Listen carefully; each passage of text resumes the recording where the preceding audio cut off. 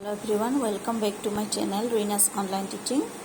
মৰমৰ ছাত্ৰ-ছাত্ৰীসকল, আজি মই তোমালোকৰ লগত তোমালোকৰ শিক্ষণ সমলৰ অষ্টম শ্ৰেণীৰ হিন্দী বিষয়ৰ কাৰ্যকলাপ 1, 2 আৰু 3 এই তিনিটা আলোচনা কৰিবলৈ আগবাঢ়িছো।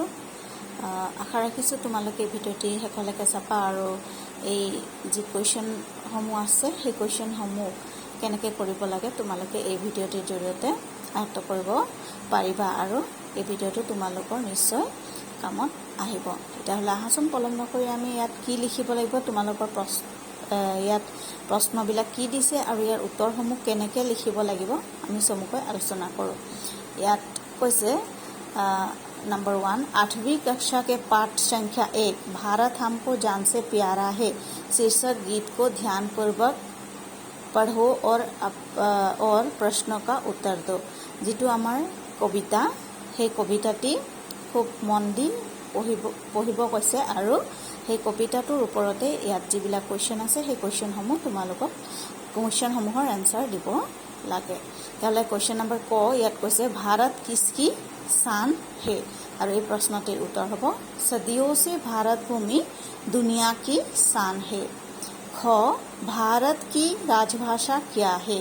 भारत की राजभाषा हिंदी है। ग हिंदुस्तानी किसे कहते हैं?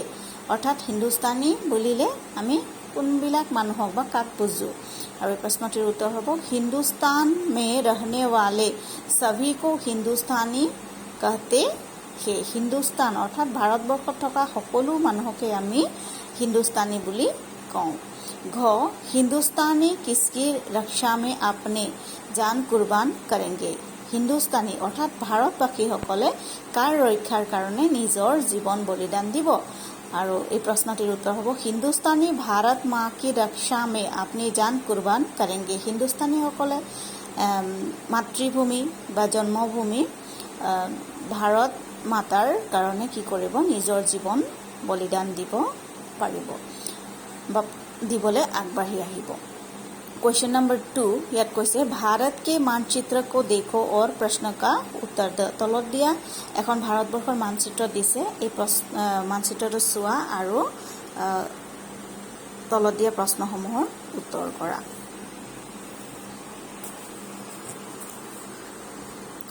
ইয়াত क्वेश्चन नंबर क কৈছে आसाम राज्य भारत की किस दिशा में अवस्थित है?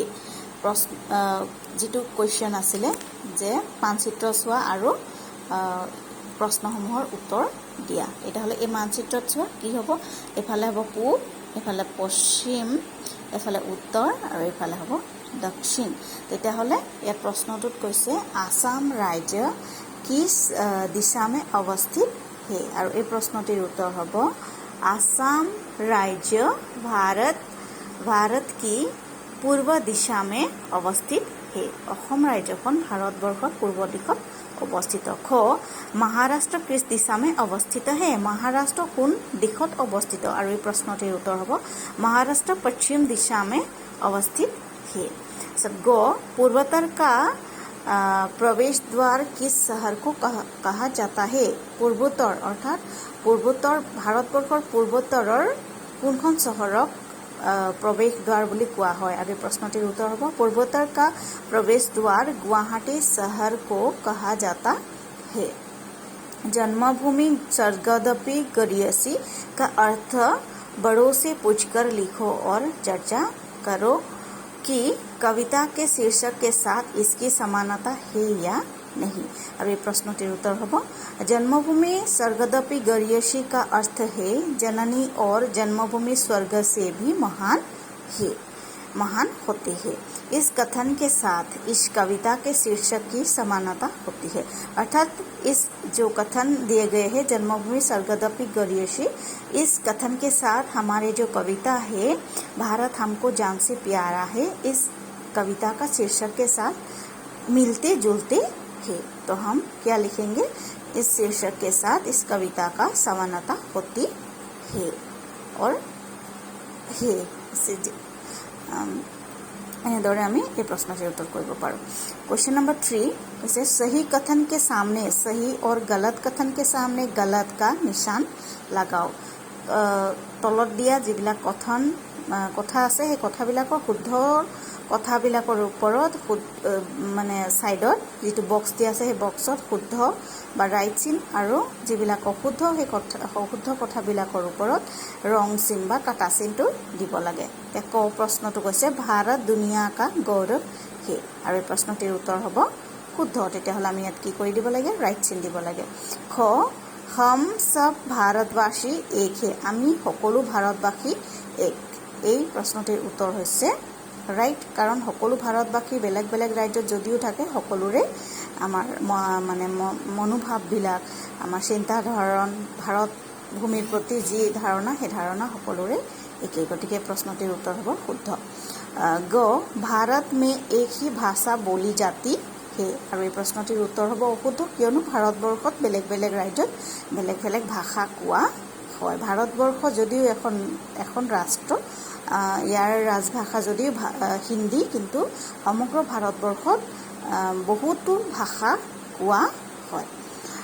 ঘ সবকে লিয়ে আপনা দেশ জান সে প্যাৰা হে সকলোৰে কাৰণে নিজৰ দেশখন নিজৰ জীৱনতকৈও মৰমৰ আৰু এই প্ৰশ্নটিৰ উত্তৰ হ'ব কাৰেক্ট শুদ্ধ। তেতিয়াহ'লে ছাত্ৰ ছাত্ৰীসকল আজি মই তোমালোকক এইকেইটাই বুজালোঁ। মই নেক্সট এটা ভিডিঅ'ত 4, 5 আৰু 6 এইকেইটা তোমালোকক বুজাই দিম। গতিকে আজি মই তোমালোকৰ ক্লাছটো ইয়াতে সামৰিছোঁ। নেক্সট ক্লাছত মই তোমালোকৰ নেক্সট যিটো 3টা আছে সেই 3টা কুৱেশ্যন এনচাৰ লৈ আহিম। গতিকে আজি ইয়াতে সামৰিছোঁ। ধন্যবাদ, টেক কেয়াৰ। আৰু এটা কথা কৈ গৈছোঁ, তোমালোকে এই ভিডিঅ'টিৰ এই কুৱেশ্যন এনচাৰসমূহ ছল্ভ কৰিবৰ কাৰণে এই ভিডিঅ'টিৰ ডেছক্ৰিপশ্যন বক্সতে মই ইয়াৰ লগত থকা যিটো কবিতা ভাৰত হামকো জান সে প্যাৰা হে এই কবিতাটিও দি দিছোঁ। তোমালোকে ডেছক্ৰিপশ্যন বক্সত যাবা, চাবা আৰু ইয়াৰ প্ৰশ্নসমূহ উত্তৰ কৰিবলৈ চেষ্টা কৰিবা। তোমালোকে মই লিখি দিয়াৰ ধৰণে যে লিখিব লাগে তেনে নহয়, তোমালোকে নিজৰ ধৰণেৰো এই প্ৰশ্নসমূহৰ উত্তৰ কৰিব পাৰিবা। ঠিক আছে, থেংক ইউ।